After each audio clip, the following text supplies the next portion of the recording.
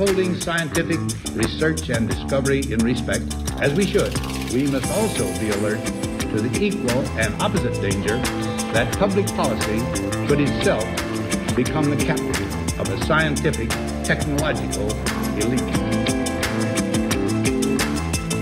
We've signed a climate convention on the importance of economic instruments and free markets. Were included in this mammoth Agenda 21 document and the Rio Declaration. Let me be clear on one fundamental point. The United States fully intends to be the world's preeminent leader in protecting the global environment. Coming up, Technocracy News. And greetings to all listeners around the world. Patrick Wood here for Technocracy News and Trends. And boy, do I have a story for you today. I'm going to get right to it. And the first story I want to talk about is about one of my favorite economists, Dr. Lawrence Kotlikoff. From years ago, it was Dr. Kotlikoff who tallied up and exposed the actual unfunded liabilities of the United States. In other words, the total debt of the United States, which is not just the published figure of $20-some trillion, but including all of the off-budget debts. Dr. Kotlikoff concluded that the actual national debt was somewhere around $212 trillion, and that was at least 10 years ago. Well, Dr. Kotlikoff continues to write. He is now a famed economist, in my opinion, and he has concluded now that even a small carbon tax levied today will cause economic loss to at least 2 future generations, and possibly more. So in short, carbon tax will do just the opposite of what the climate alarmists claim that it will do. It will not save future generations. It will not save our children, great-grandchildren, great-great-grandchildren, etc. It will harm them. Well, you can read this report. It was actually published on the Mises Institute website, which is concerned, of course, with Austrian economics. And you can decide for yourself if carbon tax is a good idea or not. Just about every climate alarmist in the world is calling for carbon tax now. Somewhere there needs to be some sanity injected into the conversation. I hope that's you and me, but somebody needs to. These people are just off base. They think they're going to save the world, and yet the policies that they're implementing are going to destroy the world instead of help it. The second story concerns a gentleman by the name of Robert F. Kennedy Jr. Yes, it's that Robert F. Kennedy Jr., the son of the late Bobby Kennedy, who just happens to be leading the national anti-vaccine movement. And I want to point out in this article, the reason I posted it is to show that big tech doesn't just censor the conservative voice. They censor anybody that doesn't agree with them for whatever reason they decide. Now, Robert F. Kennedy is a champion for anti-vaccine movement, but he's still quite liberal, and he is a Kennedy. And he probably deserves to be heard, but not according to big tech. They censor him and anybody else that follows him, and anybody that posts anti-vaccine material is now routinely vacated from the social media that it appears on. Yep, it's a two-way street, isn't it? You have conservatives on one side who are squawking that they and only they are the ones being persecuted. Why, it's those liberals that are doing it to him. Well, I got news for you.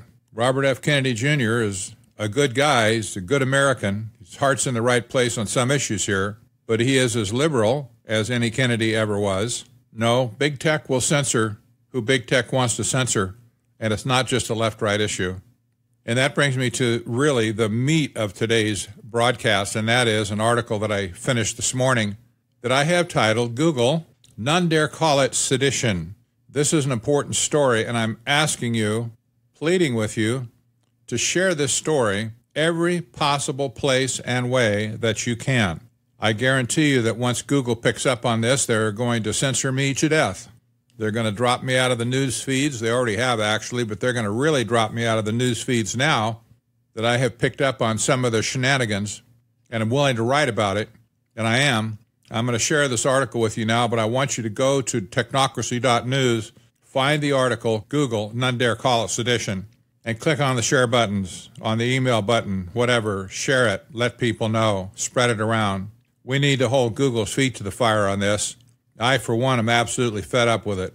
These people are attempting a coup on our nation. And I'll tell you why. I'll share this story with you right now. I started out by saying, Google has now flatly stated its intent to influence and control public perception so as to manipulate and determine national political election outcomes. It does this by using AI algorithms to skew search results, presenting only their political views and suppressing dissenting or alternative views. By the way, even if they're the views of Robert F. Kennedy Jr. However, this is not a free speech issue. Google is not a news organization. It doesn't hire journalists, nor does it create original content. Rather, Google is simply an information utility that indexes existing and new journalistic content.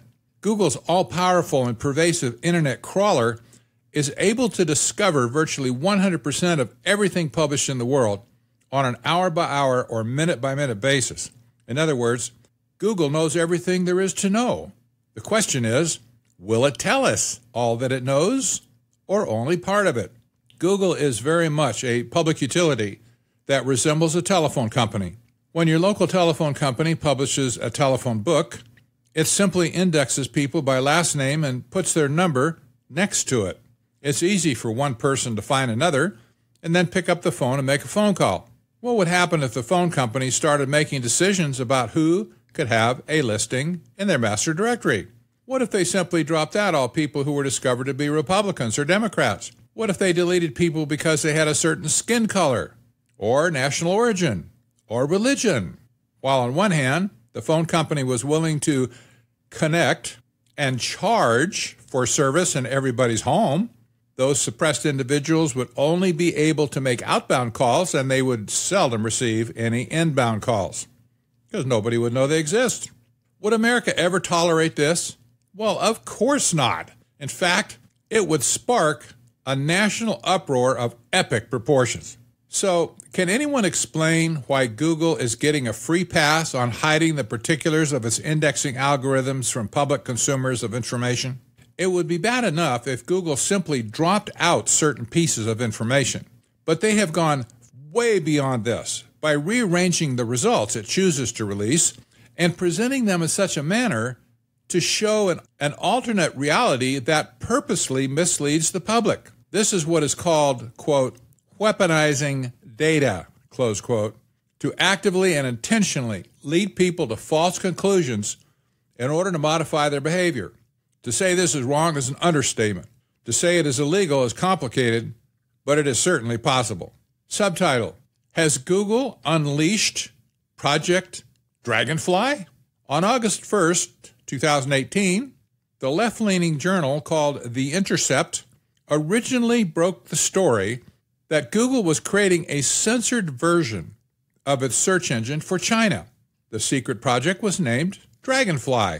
The UK journalist Ryan Gallagher created an international uproar with the first report, but has since written 23 additional investigative articles that expose fully Google's activities in China. And Gallagher wrote this, quote, documents seen by The Intercept, marked Google Confidential, say that Google's Chinese search app will automatically identify and filter websites blocked by the Great Firewall. When a person carries out a search, banned websites will be removed from the first page of results. The search app will also blacklist sensitive queries so that no results will be shown at all when people enter certain words or phrases, the documents state. The censorship will apply across the platform. Google's image search, automatic spell check, and suggested search features will incorporate the blacklists, meaning that they will not recommend people information or photographs the government has banned. Well, this is exactly what Google is now doing to the United States, except that it is acting on its own accord and apparently not under the orders of a national government. Ex-Google CEO Eric Schmidt, a member, by the way, of the elitist Trilateral Commission, was recently interviewed by BBC and stated, quote, the world is a very interconnected place. There are many, many benefits interacting, among other things, with China.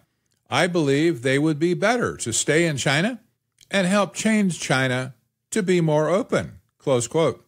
Well, apparently, what is good for China's censorship seems to be good for the U.S. as well. Will The Intercept call out Google for doing to the U.S. what it intended to do for China? Will the American public be as outraged over domestic censorship as they were about the possibility of China censorship? Well, here is Google's clear agenda.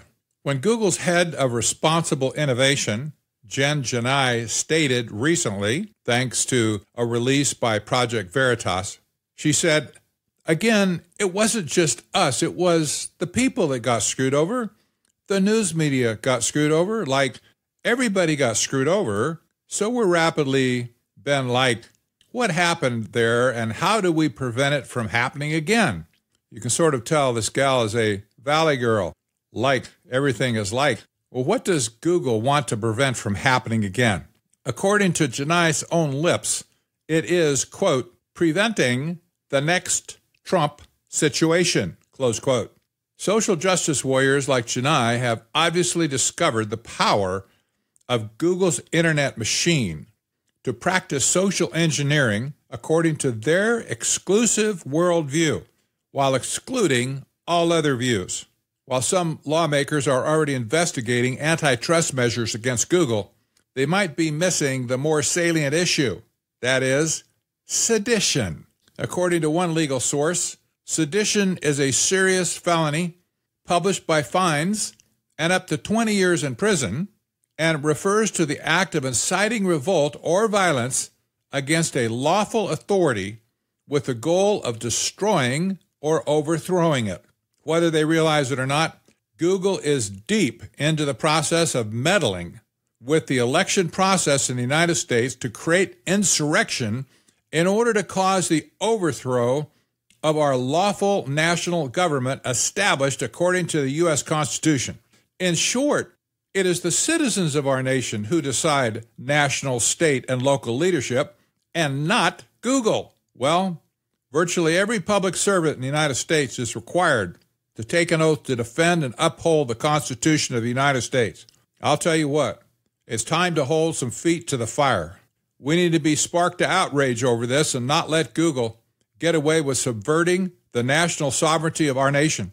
For the sake of a few who have a twisted and perverted view of reality, we cannot and must not let Google impose those views on the rest of the world to our detriment and hurt. That means we need to reclaim our free and open voting process in America, and we need to reclaim an open and balanced internet that's available to all on an equal footing. I'm Patrick Wood for Technocracy News and Trends. Catch you next time.